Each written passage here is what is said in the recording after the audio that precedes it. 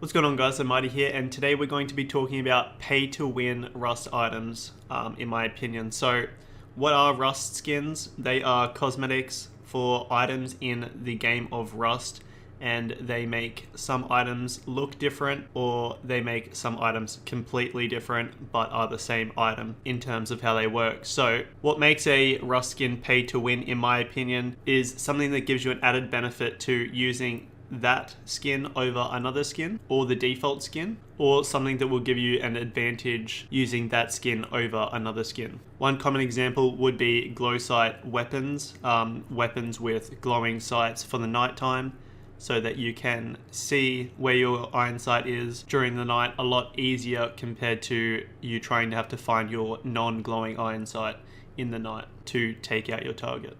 So let's get started with clothing and armor. And first off, we're going to be talking about bandanas.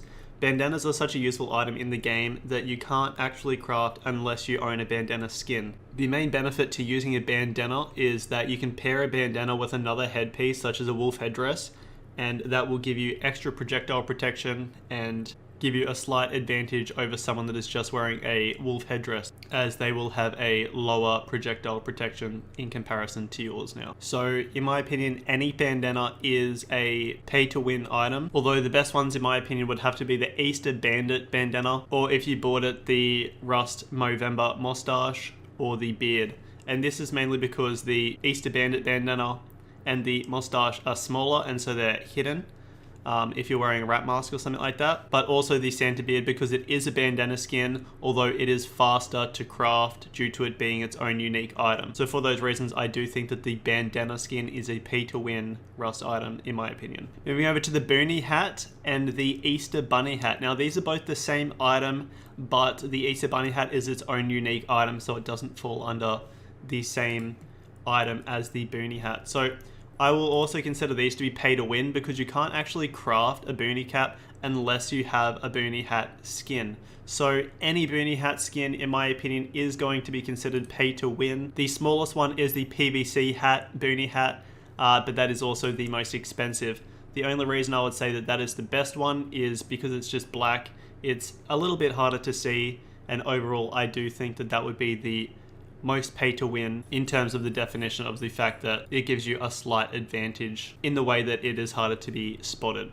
Also, the Fisherman BOONIE hat would also be up there with one of the best BOONIE hat skins, in my opinion, for what would be considered pay to win. Right, moving over to the Rat Mask, Dragon Mask, Ox Mask, and the Bird Nest hat. These are all pay to win items, in my opinion, because they are just a unique item of the wolf headdress, and the wolf headdress paired with the bandana is the same projectile protection as a coffee can helmet. So this is really good early game prim headwear that is going to give you some good protection. Also, the Rat Mask, Dragon Mask, Ox Masks, and the Bird Nest hat all have faster crafting times compared to the wolf headdress, and they give you the same projectile protection. The thing with all of these items though is you do need a wolf skull in order for you to craft them, which is the exact same as the wolf headdress. So if I were to rate these from most pay to win to least pay to win, it would go Rat Mask, Dragon Mask, Ox Mask, and then Bird Nest hat. Rat Mask is the smallest, Dragon Mask is the second smallest,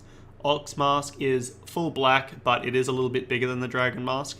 And the Bird Nest hat is a big yellow bird with bubbly eyes. So that one is the least pay to win. Alrighty, moving over to the Surgeon Scrubs and the Ninja Suit. These are both unique items, although they do have the exact same stats as the bone armor, although from head to toe instead of just from your chest to your toes. So the Surgeon Scrubs and Ninja Suit both have a really good projectile protection for early game, which is slightly under the Hazy. So if you don't have a Hazy, then I'll definitely recommend wearing the Surgeon Scrubs or the Ninja Suit. The only thing is you can't actually buy the Ninja Suit. The only way you would be able to buy that is off of a third-party site where you go and buy someone's Twitch account that has not yet claimed the Ninja Suit, because it was actually one of the Twitch drops, and so it was a free item, but it was only a temporary item that you were able to claim during a Twitch event. And so the only way for you to actually be able to get the Ninja Suit these days is by going into a third party and buying a Twitch account that hasn't yet claimed the Ninja Suit. As for the Surgeon Scrubs, you can still buy these off the community market. They're a little bit more expensive these days,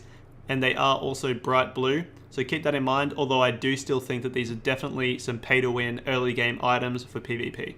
Alright, moving over to the spacesuit. So the spacesuit is actually just a skin for the Hazy. The Hazy is such a meta item just because it has such good head to toe projectile protection. It covers your entire body and your head, and so a lot of people do use it for clothing / armor in their PvP just because it is so cheap, so common to find, and just so convenient to quickly slap on because it is one item. The spacesuit is just a skin for the hazmat that, believe it or not, makes it look like a spacesuit. The thing that I consider pay to win about this is you are slightly bigger, but your hitbox remains the same as the Hazy, and you're no longer bright yellow and red. So that's definitely a beneficial thing in my opinion. Overall, the spacesuit, in my opinion, is pay to win because it blends into the environment a lot better in comparison to the Hazy. And even though it is a larger skin, it actually does have the same hitbox as the hazmat. Alright, moving over to some metal face masks. So we have the kayak helmet, for example, and the maniac face mask that are cut differently so that they actually look a lot different compared to most metal face masks.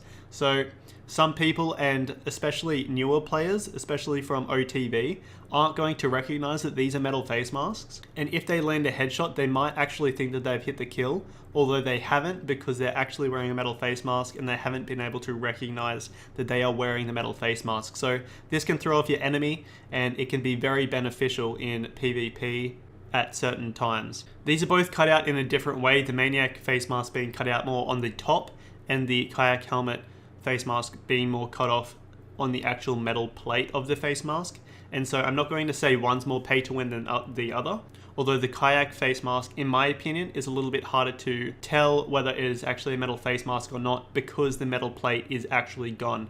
I can tell quite easily, but this is only because I have a lot of hours in Rust. Although for newer players or people that are unfamiliar with skins, they might not be able to recognize that their enemy is wearing a metal face mask. Other metal face masks, such as the carbon face mask and the Forsaken Error mask, are extremely pay to win in my opinion.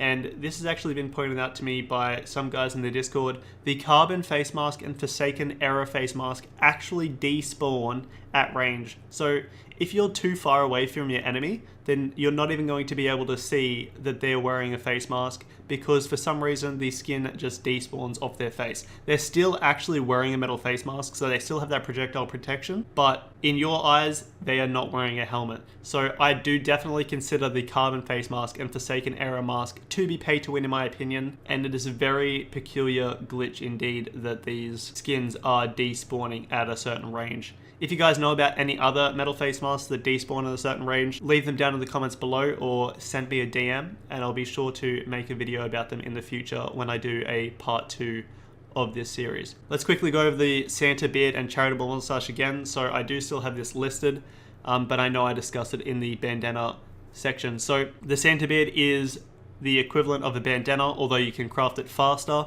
and so that's why I consider that pay to win. Plus it also looks absolutely skits. And the charitable moustache, which you cannot buy off of the community market anymore, is also pay to win in my opinion because it is also a bandana, but very small, so it can be easily hidden and also crafts a lot faster. So if you could buy that one, which you can't anymore, then that would be definitely the one that I'd recommend to get out of all of them. But as I just stated, you cannot buy it anymore. Although I do think that there is definitely a chance that it could re-release during November this year, next year, etc. Moving over to the mummy wraps. These are actually just a skin for your underwear or underwear and bra, depending on if you're male or female. And this just makes it look like you're more geared when you're prim in comparison to when you're just naked or just wearing your Twitch bikini. I do actually think that this is pay to win because it'll make some bow kids try and avoid you due to them obviously not being as confident in PvP. And so I do think that for those reasons, and also the fact that you're going to be able to blend in a little bit easier to some surrounding areas, I do think that the mummy wraps are pay to win, although I'm still going to wear my Chad Speedos because I love flexing on nakeds. Black/dark clothing and armor. In my opinion, black and dark clothing and armor are going to give you a slight advantage at certain times during your roaming in mainly plains biomes, just because I do think it is a lot harder to spot out a dark PvP set in comparison to something that is rainbow, for example. This mainly goes for any darker clothing or armor set, although items such as the black hoodie, the blackout set, the training set, the beach chills hoodie, the loot leader hoodie, the armored set, and the skeleton hoodie are all, in my opinion, going to give you a slight advantage in darker areas and the plains biome, mainly in the forest, just because I do think you're going to blend in a lot easier and be spotted a lot less with darker items. So for those reasons, I do think that black/dark clothing and armor are pay-to-win skins in Rust in comparison to items such as the camouflage hoodie or the BOONIE hoodie, for example. And this goes hand in hand with camoed clothing and armor. So sets I would recommend for the snow biome would be No Mercy, Glory, Whiteout, Snow Warrior, Camouflage, Nordic Beast, Urban Ice, and the Winter set. For the desert biome, I would recommend Maniac, Tank Crew, Uproar, and the latest Desert Raiders. And finally, for the plains biome, I would recommend sets such as the Marsh Lurker, Poison, Wasteland Hunter, Army Armored, Elite Forest Camo, and the Predator set. There is also other items, of course, such as like the Rhino Crunch hoodie and stuff like that, that will be able to go into your hoodie slot, pants slot, etc. in order for you to maximize your potential camouflage. But overall, I do consider all of these sets pay to win in comparison to most skin sets. So that's going to do it for this episode, guys. This episode is just based around clothing and armor. I could have gotten into the details of the jackets and stuff like that as well, but I didn't want to get this video too long. In the next episodes, we can be covering weapons and tools and deployables / others. So the weapons and tools one's probably going to be a little bit shorter, but I'll probably be able to get into a little bit more detail. And the deployables and others is going to have a whole bunch of stuff, and so it's going to have less detail. So let me know what you guys think about this video. Make sure you leave a like, comment, and subscribe if you haven't already. More future videos for this kind of stuff will be coming in the future. I hope you guys have a mint week, and remember, have a skits one.